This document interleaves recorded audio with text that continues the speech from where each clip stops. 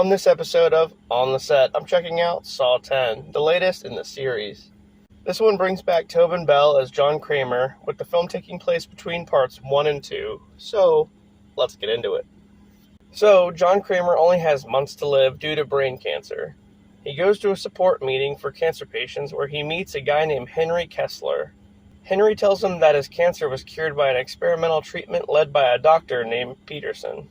With no other options, really, John talks to the doctor's daughter, Cecilia, who tells him about a clinic in Mexico that can help him.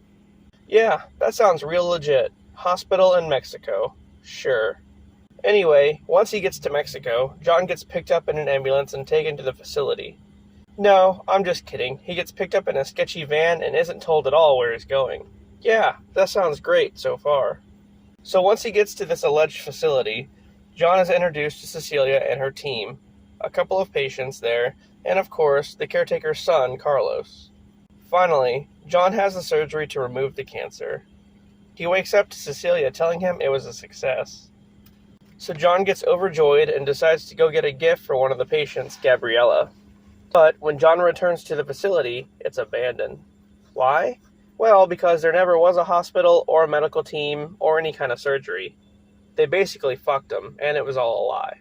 So then, John realizes that one of the doctors on Cecilia's team, Dr. Cortez, was actually John's taxi driver. He just didn't recognize him at first. So, he captures Cortez and interrogates him about everything. Thus, the first trap of the movie is here. John, or shall I say, Jigsaw, sews pipe bombs to Cortez's arms. The only way to remove them is to cut through his own arms.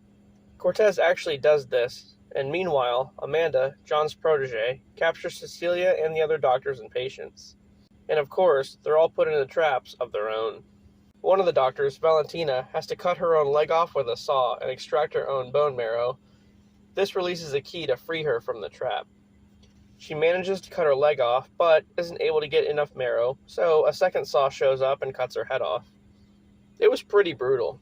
As that's going on, Cecilia has to climb Valentina's intestines like a rope to get to her cell phone, but Amanda ends up just taking the phone anyway. Parker, one of the patients, walks into the facility and demands his money back, but he's subdued by Amanda. Then, Mateo, another one of Cecilia's team, has to drill into his own head and extract brain matter to get a key to free himself. So far, the traps here are pretty good.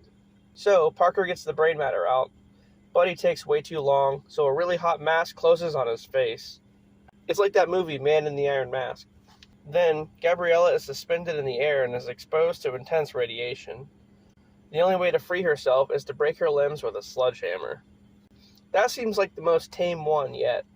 So she actually does this and frees herself, but then Parker shows up with a gun and holds her and Amanda at gunpoint, demanding they let Cecilia go. All of a sudden, Cecilia appears and breaks Gabriella's neck, revealing that she actually called Parker there and that he's in on the scam. Cecilia makes John chain himself to the trap that was intended for her. Then she grabs Carlos and chains him up too. By the way, Carlos is a little kid. So as John and Carlos get drowned by blood, Cecilia and Parker go to retrieve stolen money out of a room, but they unknowingly hit a tripwire, trapping them inside. This also frees John and Carlos from the trap. Surprise, motherfucker! The old double cross.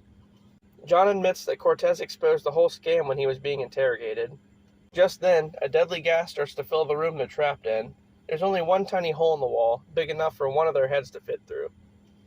So Cecilia ends up fighting Parker and kills him to put her own head through the wall.